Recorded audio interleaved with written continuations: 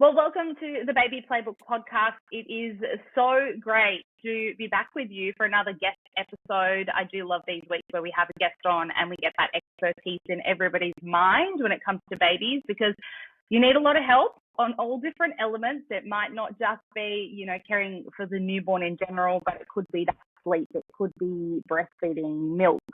It could be everything from what to buy and what to spend your time thinking about. So this week's episode is another one that circles around one of the biggest topics, which is baby sleep, and especially kind of that newborn stage, 6 months. The first couple of months of having a baby, it's kind of okay because you know they're a newborn. You're a little bit easier on yourself with whether they're sleeping or not. Some newborns sleep quite a bit. I know my second slept a lot in the first few weeks, and I was like, wow, what is this luxury? My first, not so much.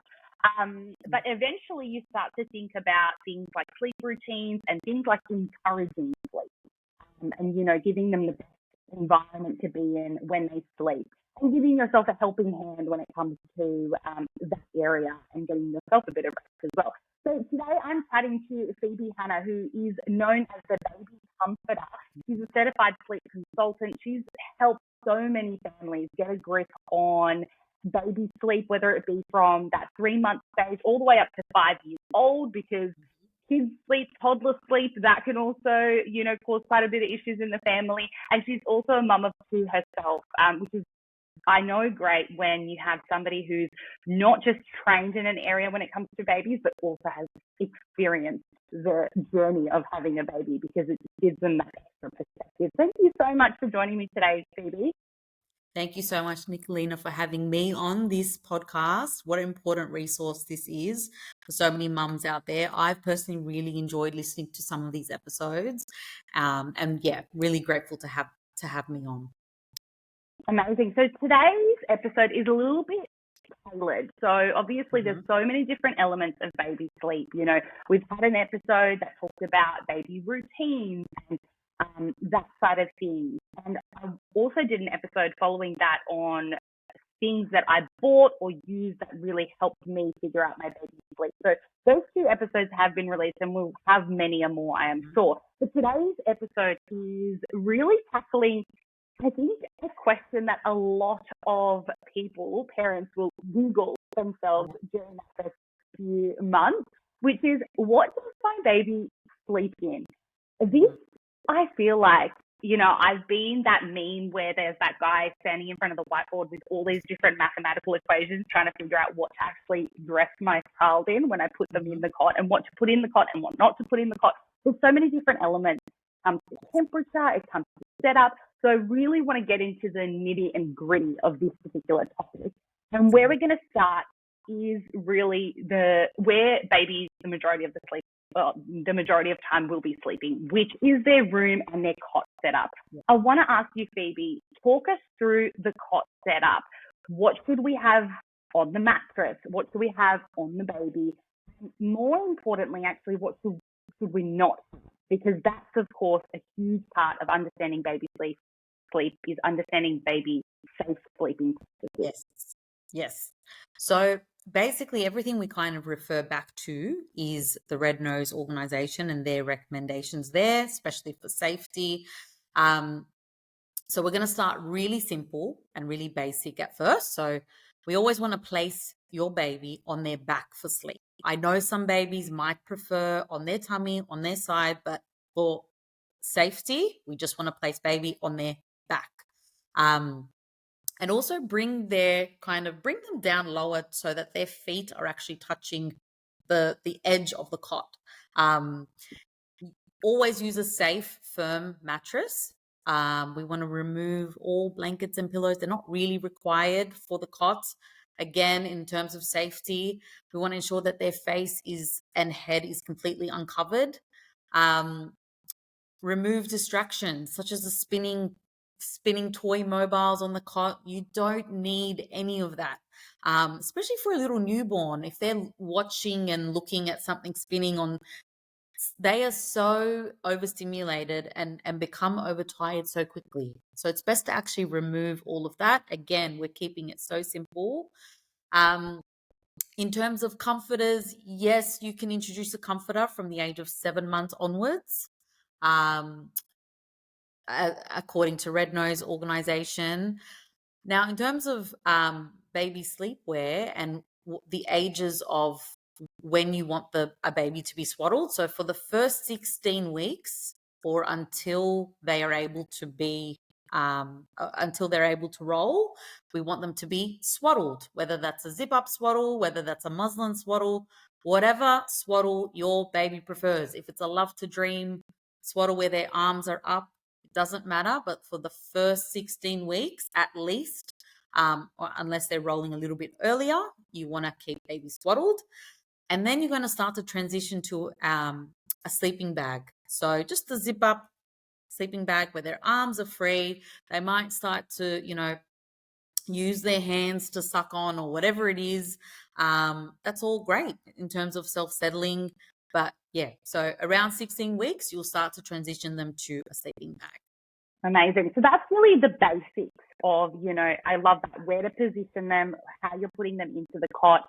I think a really good tip that I got very early on, or somebody said to me once, is the reason you want to invest in a really good mattress. I got some cots from Facebook Marketplace. The cot itself, like as long as it's breathable, it's got, those slats on the side and there's a lot of good airflow coming in. It's all about the mattress, and spend your money on that rather than this really cute fancy cot, because somebody asked me or said to me, well, you sleep on a really good mattress and you invest your money in a mattress because you want to be comfortable and you want to have a comfortable sleep. So it's not really fair to put a baby on, like just a bit of a piece of foam or some of those, really basic ones that you can just tell they're not getting a really good comfortable sleep. So those are the basics, and you spoke a little bit about swaddling. I know that's a huge thing, and when you can kind of transition out of there, and then the bag is introduced. Yes. But let's talk about dressing a baby in terms of its clothes. What are your tips there? Of course, you have so many options. You can pop a singlet on them. Do you put socks on them? Do you put a onesie on them? Do you not put a onesie on them? And this has a huge deal to do with seasons as well. So talk me through that. Sure. So both swaddles and sleeping bags can be given a TOG rating, which is according to the warmth that they provide. So basically, the higher the TOG, the warmer the product. So TOG just stands for thermal overall grade. So that is a unit of measurement used to calculate the thermal insulation of a product. So the simplest way to make sure that your baby is suitably dressed is to dress for room temperature. So I do actually have an image of this sleepwear guide on my Instagram page. But to simplify it, if you have a room temperature of 24 degrees and over, you'd use a light TOG of say 0.5. A room temperature of say 21 to 24 degrees, you'd use a 1.0 TOG sleeping bag with a singlet and then perhaps a t-shirt onesie underneath. And then room temperatures of below 20 degrees, especially as we start to move into the autumn, winter seasons, you would use a long sleeve sleeping bag of 2.5 TOG with a long sleeve onesie underneath. And then for the winter months, so room temperatures of 15 to 18 degrees, you probably want the warmest TOG there. So 3.5 TOG with, again, a singlet and a long sleeve onesie underneath. If you're feeling like, it's still a little bit cool, there are long sleeve or thermal singlets that you can add as an extra layer. But really, it's kind of you're matching what you're in as an adult, and the layers that you're in, you're kind of mimicking that. So if you yourself are in a long sleeve pajama wear and quite a thick kind of quilt, then you're probably trying to match that with a thick kind of TOG, so 3.5 TOG, and then singlet and long sleeve onesie underneath. So, yeah. Great. Good to know that, TOG, because everybody sees a lot about TOG and you're like, actually, what does this actually mean? And I think I've got a couple of tips here as well, and you can speak to these, but one is I always bought onesies that slips at the bottom, because I always found, and maybe this was my, ethnic mum who always said to me, wear a singlet. Singlet's right up. So when you put like a singlet that doesn't button up at the bottom, it could just ride up on the baby. So it's not really actually protecting their Yes. tummy. Yes. That was one tip my mum gave me. And then also dressing in 100% cotton was also a really great tip that I got, which was just to avoid any kind of sweating and just it's nice and breathable or itching or anything like that. Yep.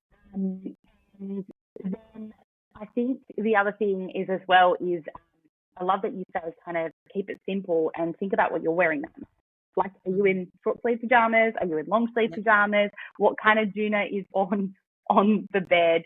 And it also helps you save a little bit of money kind of knowing a bit about the togs, because if you know you're having a newborn, let's just say you're having a May baby, you're about to ride out winter with a newborn. So think about that. You probably don't need a newborn size 0.5 tog. So don't buy one. You can always do that very quick, same day delivery order if you have a bit of a panic that day. But yeah, it helps you to save money if you can really look at the seasons and the age of the baby and what you'll actually need at the time, which we're all about saving money when it comes to babies. So you talked a little bit about room temperatures there. Of course, we have, aircon systems, we have heaters. What would be an ideal room temperature in a baby's room? And what are your suggestions in how you control that? Is aircon bad for a baby? I know that's a huge concern that parents have. Should you be running it all night? What's your advice there? So room temperature can really impact their sleep and how comfortably they sleep. It can really make or break that beautiful 11 to 12 hour stretch if there is a drop in temperature or if it is just a really uncomfortable, hot, stuffy night. So in the warm weather, so in the spring and summer months, some ideas to cool the room would be you can either schedule aircon to come on or off to that. The most ideal comfortable temperature for a room is anywhere between 20 to 22 degrees. So if you've got an aircon system that is able to drop down to that level to 20 to 22, and you can schedule that when it does rise to say 26 to 28, and their room is getting quite stuffy, then that could be one solution. Using a fan just to help bring in some airflow. Of course, the sleepwear that we spoke about will be a big contributing factor, but some signs that they are too hot would be that they are waking up with sweaty or damp hair. Just in general, they're restless, unable to sleep, and you can see that on the monitor. And just flushed cheeks, so redness in the cheeks. If you are seeing that they are just in general uncomfortable and you yourself are uncomfortable on a warm night, then you know that there's something to change there. There's something to add into the room. And just keep an eye on that room temperature and monitor that and see, do I need to take a layer off their clothing? Are they in a t-shirt onesie, but they can just be in a singlet underneath their really light tog sleeping bag. So just have a look at, and watch how they are on the monitor and see that, are they comfortable or are they really struggling and uncomfortable in the room? So for the cooler weather, so some ideas to warm the room would be to use a small oil heater. So you can purchase them from Bunnings or Kmart or any of those places, and just place it in the corner of the room. Now, oil heaters, if you are intending to place them on and place them on low the whole night, they must be plugged straight into the power point. So not in an extension cable lead or anything like that for safety. They need to be plugged straight into the power point. So you can place an oil heater on low from the start of the night to the end of, till the morning. It helps to just maintain a comfortable, warm temperature in the winter months. And again, same thing, scheduling on your heating system to be set around that 22 degree mark. So when there is a drop in temperature around 5 a.m., I get a lot of parents that say, in the winter, why is my baby suddenly waking up at 4 or 5 a.m.? And that is simply because there's just a drop in temperature. All of a sudden, the start of the night could have been 20 degrees, and then all of a sudden you're looking at it's 15, 16 degrees. And baby is waking up, they're quite cold. Sometimes they sleep in weird positions because they are quite cold and they're trying to, cover their hands and things like that.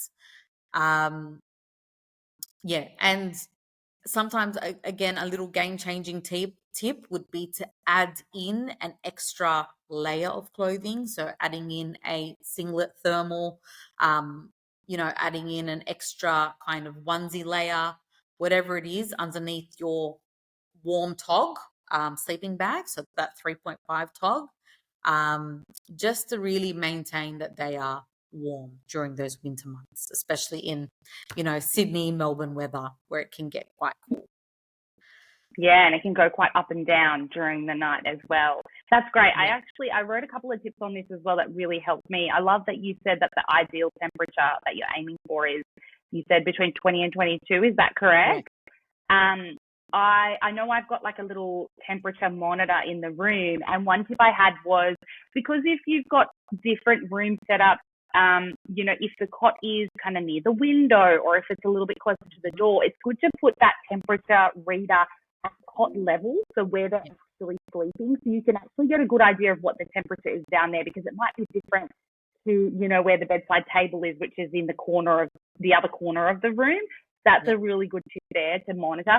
I also know that the temperature on a monitor can be actually quite a little bit off, because it's obviously not a device that only focuses on reading temperature. So I got like a little temperature monitor that was just its solo aim was to give me temperature when I needed it. And then the other tip I had, and I don't know how you feel about a fan, because a fan is kind of a good in between. It's not extremely hot, but it's not too cold. But if you do pop a fan on, even if it's just at the start of the night, just to angle it away from being directly on their baby, because you don't want them like constantly having this, flow of air, which will quite irritate them. But if you kind of angle it a little bit, towards the wall, even it kind of bounces that air around the room. Yep, absolutely. Yeah, just making sure that the direction of the fan isn't straight on them, but it's still bringing in some airflow, 100% especially in those stuffy temperatures we were having in Sydney not long ago, where we were hitting 37 and 38 degrees for sure. Yeah. Yeah, just a little bit of reprieve. I love that. Now, another important one is we're not always going to be in our cot, or baby's not going to always be able to be in the cot. So there's a lot of, and really good to get about with your baby and get them used to sleeping on the go, which is a whole topic in itself, which I'm sure we'll have another episode about.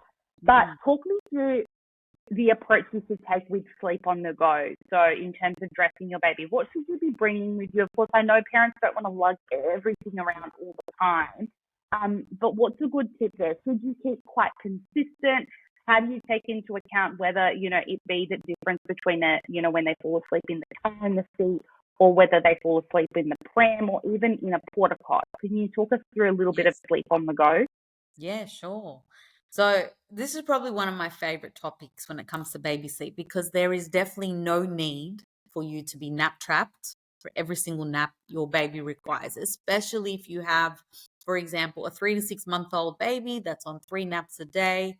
It's actually good to have that flexibility of a baby that knows how to sleep restoratively at home in their cot, but just as important for a baby to sleep on the go, to help you, meet your friends for coffee or doctor's appointments or whatever errands that you have. So it is something that I highly recommend when working with my own clients. It is just so good for their own mental health. So first things first, with pram naps, it is good to mimic the sleep environment at home. So, bring your portable white noise machine, hang that onto the pram. Bring along your sleeping bag or your swaddle if your baby's still being swaddled, your newborn. That just helps to provide your baby that sleep cue that now we're winding down for sleep. They will start to recognize that you are swaddling them or that you are popping them into a sleeping bag. Now, just note with the pram nap that you may need to rock or walk around with the pram for 20 minutes or so, 10 to 20 minutes or so, especially if they're overstimulated by the environment that they're in. So if you're in a busy, noisy shopping center, your baby may not drop to sleep in a moment. You do need to do a couple of sleep cues to help your baby know that we are now winding down for sleep. Exactly what you would do before a cot nap at home. You would do a little bit of a wind down routine, whether that's walking to a dark room, putting on the white noise machine, putting them into their sleeping bag or swaddle. So that would be for pram naps. Now, if you are expecting or wanting your baby to fall asleep in the car, again, some advice would be to time the nap when they are, due for sleep. And you could even play some white noise through the car player, the car system. In terms of swaddling and putting in a sleeping bag on whilst they're in the car, maybe not so much ideal. They would be fine in whatever it is that they were wearing. But again, it might, if you time their nap and they're due for a nap in 10 minutes and you're off to pop to an errand, that could work. Carrier naps on the go are really good. So popping them in the carrier and going out for a walk is just really good for getting out and about as well and not being so nap trapped in the four walls of our home. But something to note about naps on the go is, will your baby have a longer restorative nap when they're out and about? Probably not, but that's okay. It's still good to have flexibility around your day. You can even save these kinds of shorter naps, so the pram nap, the car seat nap, carrier nap, for the third nap, which usually falls outside of their biological window, where the body is naturally inclined not to sleep. And so that usually falls around that 4 to 5 p.m. So it's still required because that nap is required for them not to be so overtired before bedtime.